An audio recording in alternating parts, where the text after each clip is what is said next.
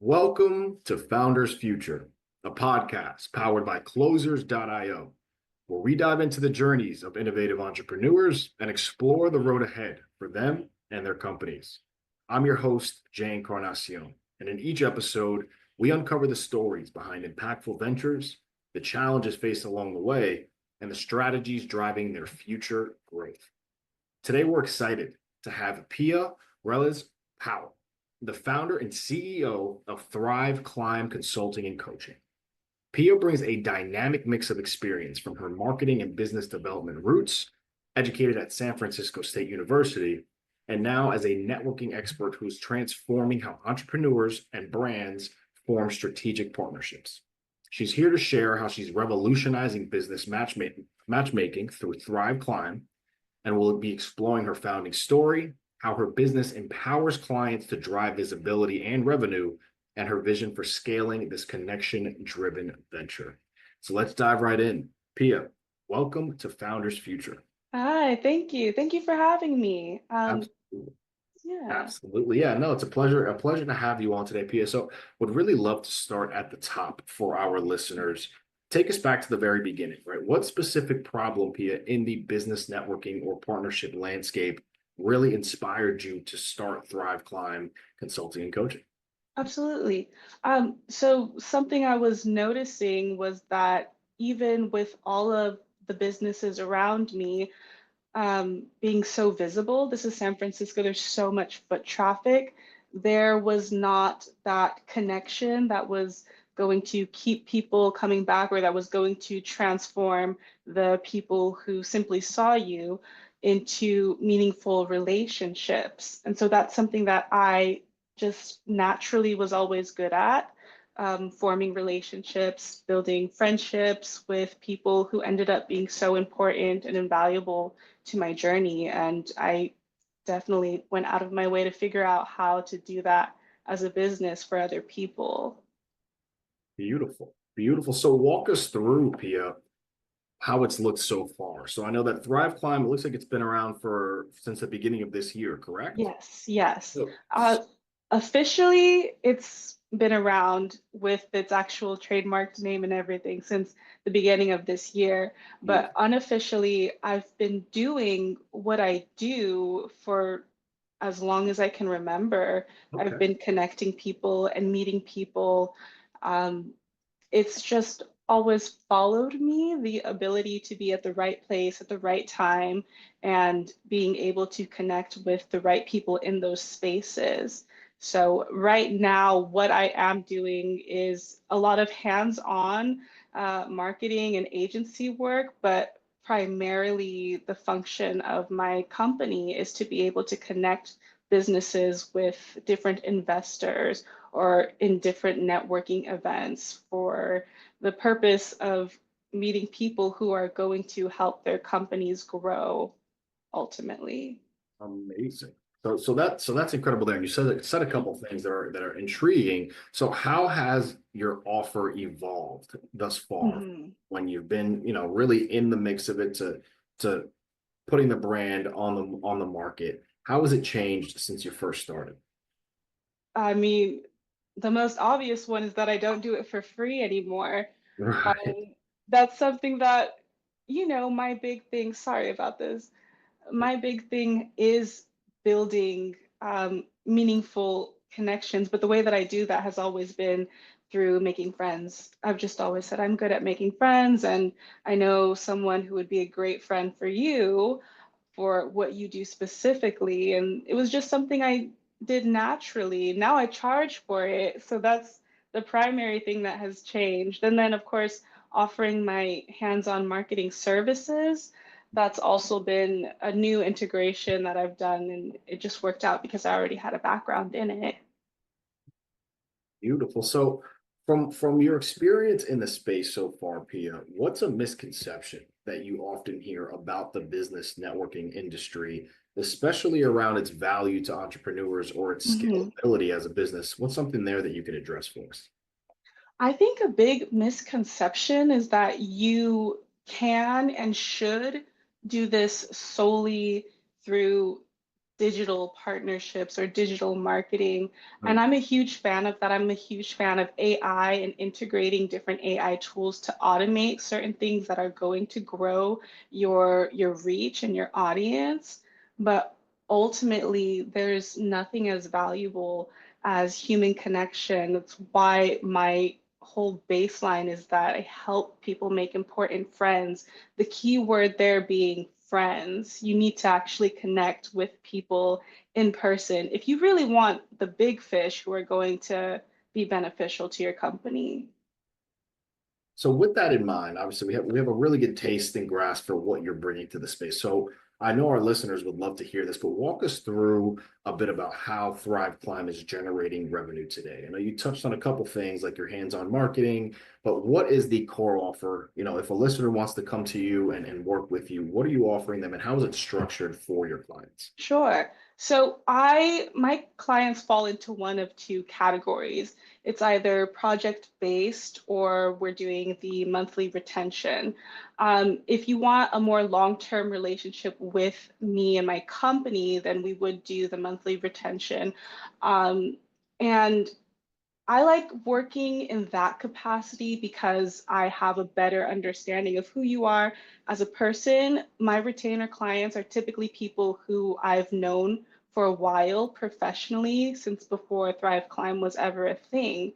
So they trust me to work with them on a long-term basis, and I know who they are and what their brand is about. Now, as far as project based, that is something that we can just do really quickly. Okay, I don't know you, you don't know me, but I'm really equipped, I'm very well equipped to be able to go through the different items that you need and get you the deliverables that you need for this particular campaign that you've got going on. So right now, that's how we're operating. That's the structure that we operate under, and that's what's bringing in the money. Yeah. I love it. I love it. So on that same front there, walk us through what's working the best for you right now Mhm. for acquisition. How are you acquiring clients? You know, what's the process look like there for you? Absolutely. Um, I had a mentor early on when I started Thrive Climb tell me that it was so important to create visibility for my company, start getting my face out there and start getting content online, which is valuable. I do believe it has some value. For me personally, that's not where I have found valuable clients. Okay. I live in San Francisco. There's no shortage of fun and debauchery to get into, to use to your advantage for business networking. So I'm at a lot of in-person networking events. I'm at art galleries, I'm at different shows, and I'm networking anytime I'm there. I network at the cafe, I network at the bar, I can network in a club, and that's where I find my clients because that's where I've made friendships and that's where they trust me to take on their business. Yeah, I mean, definitely being able to show your face, speak about what you do, really talk Mhm. through, build that relationship. It's kind of a no-brainer to having them trust you to work with them. Have you tried anything along, any other avenues that work well, or has this really just been the bread and butter for you? This has really been it. Of course, I go through a lot of different avenues of outreach, different media outreach, email blasts, social media. LinkedIn has been really good for connecting with people. But again, it's not where I'm finding, as far as prospecting goes, it's not where I'm finding the gold. The industry that I am in, particularly my niche being partnership marketing, is it's so heavily contingent on the personal relationship aspect. And especially in these parts, you will be hard pressed to find anyone who's willing to just jump into something with you when they don't know who you are. I could not agree more. So with that in mind, what does your sales process look like? Is this something that you are doing completely by yourself? Do you have a team, a sales team, any partners? What does that system look like? Right. At the moment, I'm a one-woman show. That's why I rely so heavily on AI integration. That's why I'm such a champion for the many tools and platforms that are out there because it's been so useful to me. So I am running this as a one woman type deal. And, at the moment, it works for me because I'm able to have that personal hands-on connection with my clients and it's sustainable. When and if it does grow to the point where it's unsustainable for me to do this on my own and unsustainable for me to rely solely on AI tools to help, there's so many programs around with so many young individuals who are so interested in this line of work. And I've worked with those companies and I look forward to working with them in the future when I am going to need those extra hands.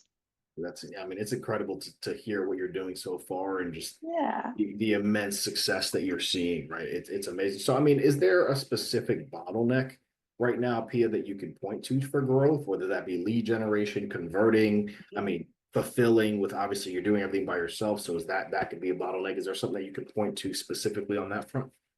I would say definitely lead generation. I think when I do get in contact with individuals, there's so far been a guarantee for success in a relationship there.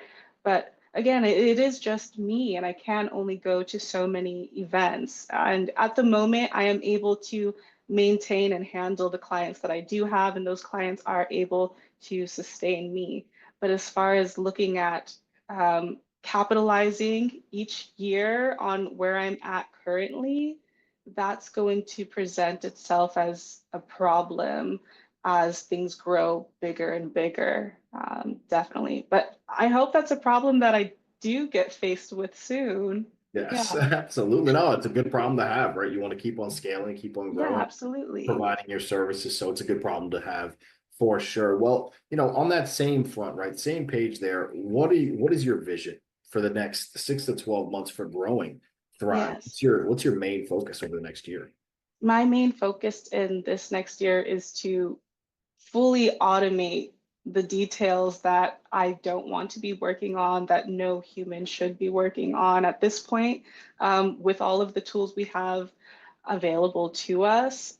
But honestly and ultimately, I've said this a few times, and I don't know if it's controversial. My Mm. goal would be to put myself and businesses like me out of business. The leg of my business that I really want to focus on at this point, now that everything else is up and running, is the portion where I'm teaching small businesses how to utilize the same AI tools that I use for larger companies so they don't have to spend so much money on marketing firms and agencies and businesses like my own. There's so many small businesses just in my neighborhood who are struggling to get by.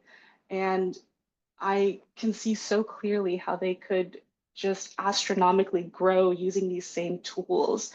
And that's something that I do on my free time when I'm not working on my business is chatting with my friends who own local businesses and showing them how to use the same tools that I use. So that would be the ultimate goal.